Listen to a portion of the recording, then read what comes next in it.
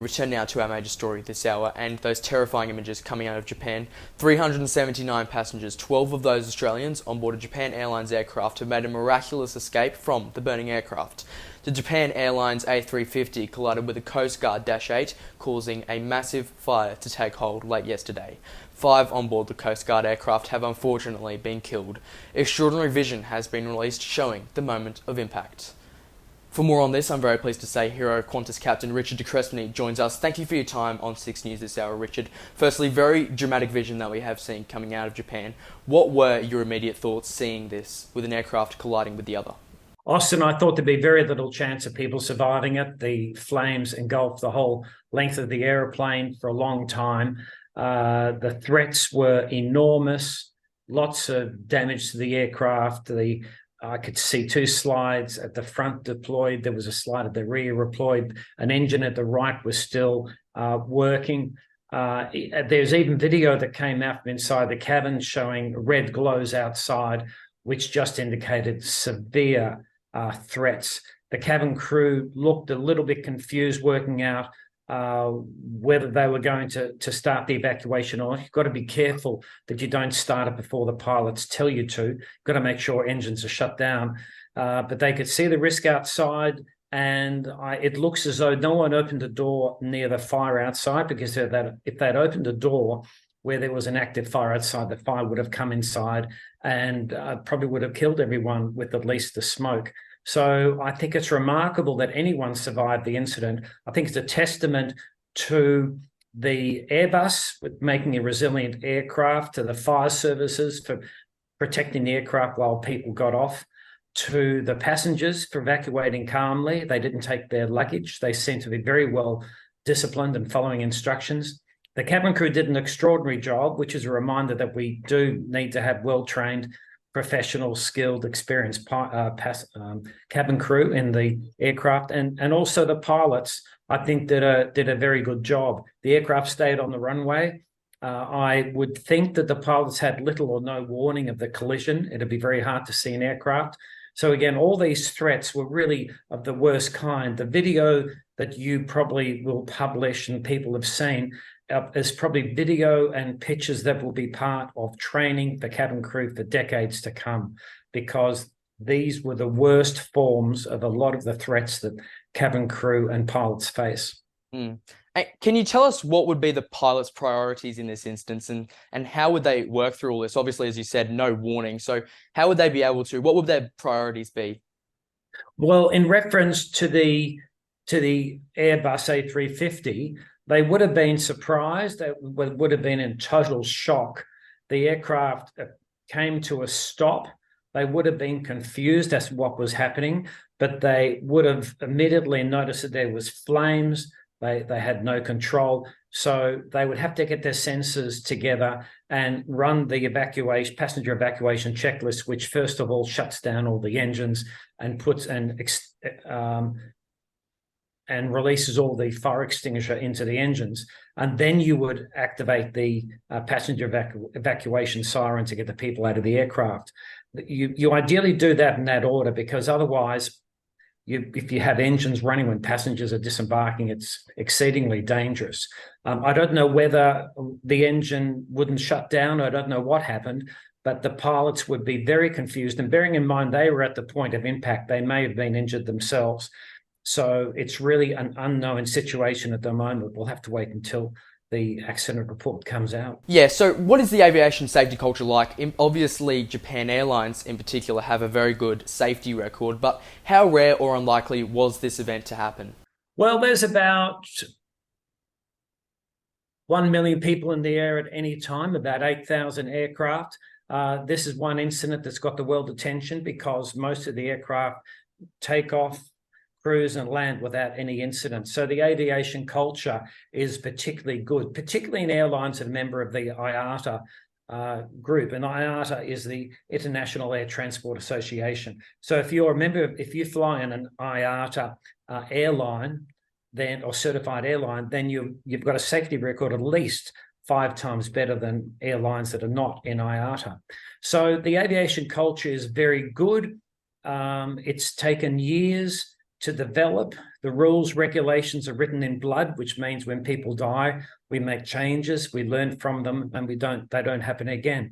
So compared to many other industries, aviation, given its risk, is probably the safest industry in the world. We're facing extreme risks every day, and everyone from the air traffic controllers to the engineers, the pilots, the cabin crew, everyone does exceptionally well to keep the flying passengers safe.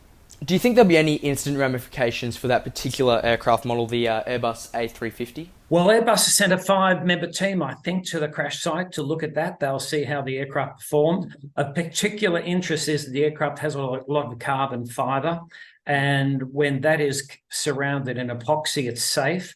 Carbon fibre by itself, when you break a panel, can be quite dangerous. The spindles of carbon fibre, a bit like syringes. So the crash site could even be toxic. So they'll certainly look at how the aircraft performed in that situation, and they're going to look for any signs that the aircraft did better or worse than what it had been designed to do. They'll be, you don't want to waste a crisis, and here's an opportunity for Airbus to prove or to improve. Yeah, and just on that, collisions like these and fires like these that completely engulf an aircraft, like the footage we've seen coming out of Japan, they aren't common, are they? So how do you think this could have occurred? Is it the fault of the design of the aircraft? Because they aren't common. Oh, no, my gut feeling, and again, I don't know, you have to wait till the investigation, is the aircraft hit the Dash 8 in front. The Dash 8 was smashed apart. Fuel came out of the wings of the Dash 8, and that then engulfed the aircraft, and that was what ignited. My gut feeling is initially the fuel tanks on the Airbus may have been intact. And that, to me, that would have been sufficient fuel to give the type of fires that you saw. And again, you don't see that very often. And if you did see that sort of impact again, you would probably think that there'll be no survivors. And that's why I think the passengers should be grateful, and all the people that have loved ones on the aircraft should be grateful of the safety culture in aviation that kept their loved ones alive. We have to also be mindful of the 5 people that died in the other aircraft. No one goes to work to have an accident. There's whatever the cause was for the accident, we have to find out. But I extend my sympathies to everyone who knew people who perished on the other aircraft. Right, so and on that investigation, what sort of role will the pilots play? Obviously, we've got the pilots from the Japan Airlines flight, but we also have the tragic, we only have one pilot who did manage to survive on the Dash 8 aircraft. What role will they play in the investigation? Oh, they'll be investigated for their skill sets, the checks that they've done, their all their skills will be proven, the training will be checked, and it'll be a forensic study of each pilot going through their medical status, and then how much sleep they had, what did they eat, were they rested, and were they distracted, and if they were distracted, why were they distracted? It's not very difficult to distract any human being. Just the proof that accidents go up when we use mobile phones is proof of that. So you want to know what distractions there might have been in the cockpit. If that was a distraction, had the pilots of that Dash 8 going onto the runway without a clearance. Maybe, and again, I'm not saying they went without a clearance. We don't know what air traffic control said. There is a question about the transponders on the aircraft.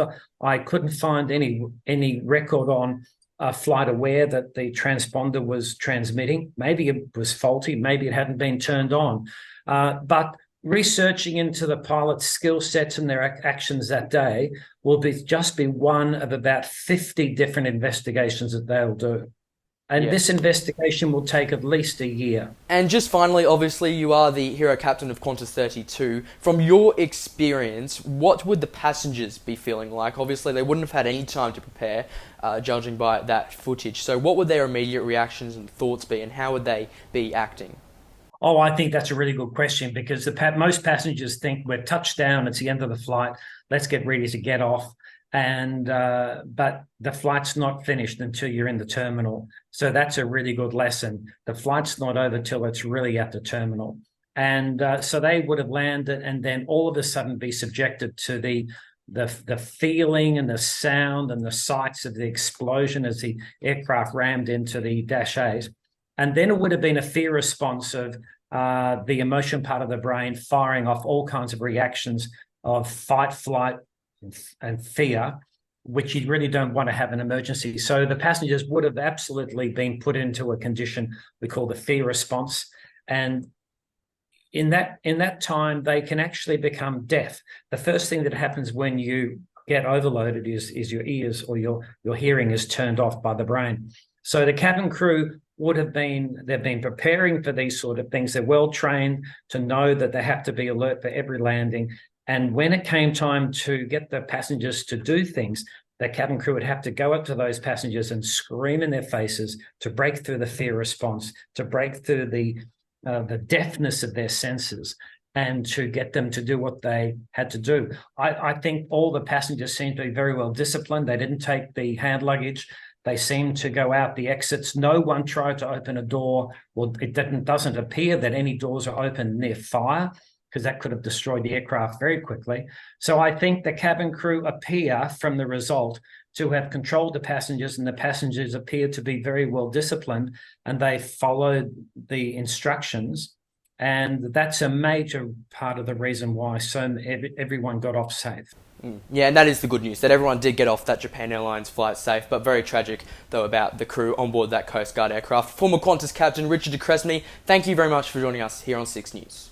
Pleasure, Austin.